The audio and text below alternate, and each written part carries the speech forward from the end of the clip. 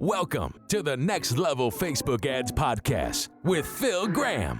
We help you master Facebook ads and give you an unfair advantage over your competition. Are you ready? Let's go. What's up, podcast family? Welcome to 2026 and welcome to the Next Level Facebook Ads Podcast, episode 452. I am Phil Graham. It is January 6th, 2026. It's going to be weird saying that for a while. Happy New Year, my friends. I'm so glad you're here. You know what's crazy? I started this podcast in 2017. I've done an episode every single week since then. That is insane.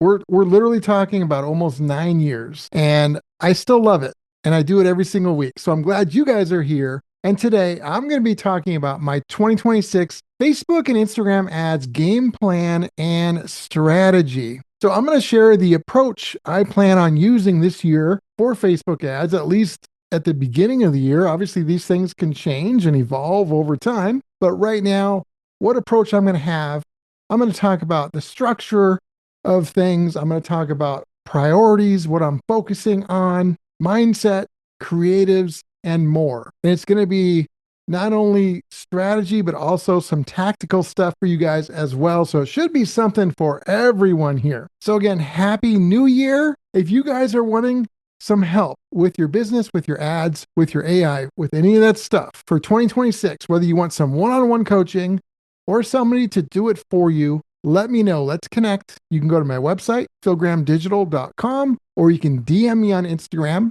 at philgrahamdigital. I would love to connect with you. I can't take on every single person as a client. However, when it's a good fit and you're a good person, hey, there's a good chance we might be able to work together. So feel free to reach out. I would love to connect. So this year, like usual, my goal is to not only deliver a lot of value for you guys with this podcast, but also I'm going to work really hard to try and keep these short, sweet, full of value and very actionable. I will say that many times, I shoot for like 10 minutes or less, but so often it ends up being 12, 13, 15 minutes because I literally can't leave something out. I'm still going to try really hard to keep these as short as possible because I know you guys love that. But with that being said, let's jump right in and talk about my strategy and game plan for the new year. And I want to start off with some mindset stuff, not a lot, just a little bit. I think you need to be willing to spend money and bet on your business and bet on yourself if you need to grow your business, if you need more customers, if you need more clients. There's some people that kind of get scared to do that and they're always stuck. And that can be frustrating. So I do think mindset wise, if you're trying to grow your business, you got to be willing to smartly spend some money to do that, whether it's investing in yourself with learning stuff or investing in ads or maybe both. So I think mindset wise, that's really important. Something I want to focus on this year as well is simplicity. I want to really keep things as simple as possible and really focused. Now, you still have to have a high level of skill. I mean, if you look at any highly skilled athlete, for example, they can make it look really simple. However, they have to be really good to do that. So I would say it's a high skilled simplicity is what I'm looking for. And maybe sometimes doing fewer campaigns and concentrating more budget into less so that I can get quicker answers in regards to what's working and what's not. I would still do lots of campaigns and ad sets, but maybe not all at once. I'm looking for more simplicity, but at a high skill level. And I think that's important. Another thing that I recommend that I've been doing, but I also recommend you guys do, is do not think of things as running a random ad or a one-off ad. Think of things in systems. What is your system? What is your strategy? You're not just running an ad. You're running something to people that don't know you, and then maybe following up on the back end of that with a retargeting ad to the people that now have heard of you, and they're going somewhere on the other side of the ad.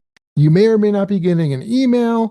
There should be a whole strategy, system, and plan in place. Not to mention, a lot of people just randomly run ads. You've got to be strategic about it and know how long you're going to let it run before you cut it off. And you got to know how to effectively use that data that it gives you to determine what you should do next. So really focusing on systems and not just running one-off ads and just having the right mindset of skilled simplicity and being willing to invest in yourself and your business. So the next thing is, let's talk about the campaign structure that I recommend. Now, it's impossible for me to specifically recommend something to you without knowing you and knowing your business and being in your ad account. But if I have to give some generalities, at least to kind of point you guys in a direction that I think could be good for, a decent amount of people, here's what I would recommend. I would have what I would call like a cold traffic engine or a cold acquisition engine at the top of the funnel, where you're going to be targeting people that probably don't know who you are yet. And within that, with our targeting, with our campaign structure, I'm typically going to be targeting two different types of audiences. I'm usually going to have an Advantage Plus audience that's really large and really broad. I'm going to let Meta do their thing when it comes to AI and see if they can do a good job of getting my stuff in front of the right people. But in addition to that, I'm also going to have a second audience, or third or fourth or fifth, depending on budget, etc. But it's going to be a smaller, segmented audience based off of demographics, interests, behaviors, and stacks of different combinations of those things. And then I'm going to match the ad copy to the segment and type of person we're targeting. Now, those sometimes work really well. I would not just do Advantage Plus. I really wouldn't, because sometimes these other segmented ads still work better than Advantage Plus. Other times Advantage Plus works better. So I do both. I don't have to guess. I do both, and then I let the data take me where it takes me.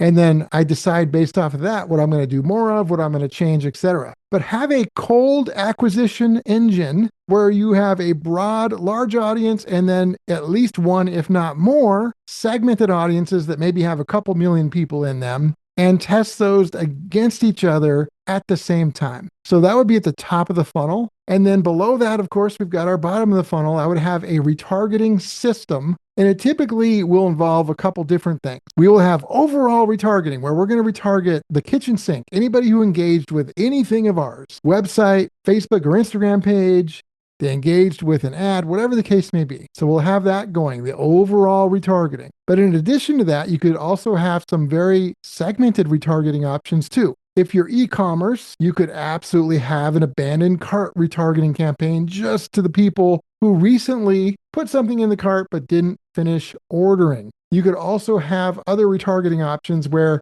you're retargeting people by either the product page they visited or service, or a specific pain point that you help them with, and they got in that audience by doing something, whether they watched a video of yours on that pain point or visited a page. You can get really specific with this, and that is very, very powerful. So I would be doing those types of retargeting things as well at the bottom of the funnel. And then I would also do a lot of testing. Yes, I would do testing within those types of campaigns as well, the cold acquisition and the retargeting. But if there's enough budget, I'm also going to have a separate campaign that is just for testing. And all the things we're testing, the audiences, the creatives, the hooks, all that stuff, it's going to be like little rookies in there who haven't proven themselves yet. And if they start doing well, they will graduate to one of the main campaigns where I give them more budget. So that should give you an idea of the structure. Again, this is going to vary based off of the type of client, how much budget they have, what their goals are. And so it might look different in your exact situation, but for giving general info in terms of my general strategy, this is going to be what I recommend, at least to start 2026 for a lot of different types of businesses. And then we're going to talk about creative strategy next. I'm going to try and cover this quick. I got more episodes on this coming up because it's so important. But in 2026, what I recommend when you're doing your creatives, think about hook, story, offer, along with empathy and differentiation. I feel like if you have all of those things, then that could be an amazing ad. A hook that really matters to your ideal customers and clients. A story that connects with them. A great offer. Those things are so important. But then don't forget the last two, because the last two are like so underused. Having empathy for their situation. And then lastly, differentiation. What makes you different? And how does that benefit your customers? Being able to do all of that in an ad, in a video, in your ad copy is going to be part of my creative strategy for 2026. And you should be testing different hooks, different ad angles, obviously different images and videos and stuff like that. Also, we're going to be doing a lot of like UGC type stuff. So if you've got user generated content, you try and use it if it's good. put it out there. If you don't have it, try and get some from customers or clients, and that could be great for your creative strategy as well. Like I said, there's going to be a lot more depth on creative stuff coming up in a couple episodes because it's really important this year. But that is kind of a general overview on the creative strategy. And then in terms of like optimization, I want to recommend that you guys are careful. Stop turning ads off too soon. So many people do that. Imagine you're targeting millions of people and you let it run for 2 or 3 days and it might have reached a few thousand and you got like 2 million or 50 million and you let it reach 2,000 people. Like that's crazy. Let it run for at least a couple weeks unless you have a huge budget. And yes, there could be exceptions, but in general, most people turn ads off way, way, way too soon, in my opinion. And a lot of times you're just costing yourself money because then you won't even know if it worked or not. You might as well have not even started it in the first place if you're going to do that in a lot of situations. So just be careful. Try not to turn them off too soon. Give them some time. So I hope this is helpful. Again, we're going to be going into depth on this stuff weekly throughout the year. So make sure and listen every Tuesday or whenever you listen. But this is my general overview, my strategy and game plan for 2026. I'm so excited for the year, for ads, for growing businesses, and I hope you are too. And as always, just a reminder, it's always important to point out that every business is unique. Results can vary. There's no guaranteed outcomes. So always keep that in mind. Episode 452 is in the books. Thank you guys so much for being here. Next week, we've got a great show for you guys. I'm going to be talking about how to try and get the most out of your budget when it comes to Facebook ads this year. Until then, have a great week, and I'll talk to you on next week's episode. Peace out. Thanks for listening to the Next Level Facebook Ads Podcast. Please remember to subscribe and share this with all your friends. For show notes, more tips, and to learn more about Phil, please visit philgrahamdigital.com/podcast.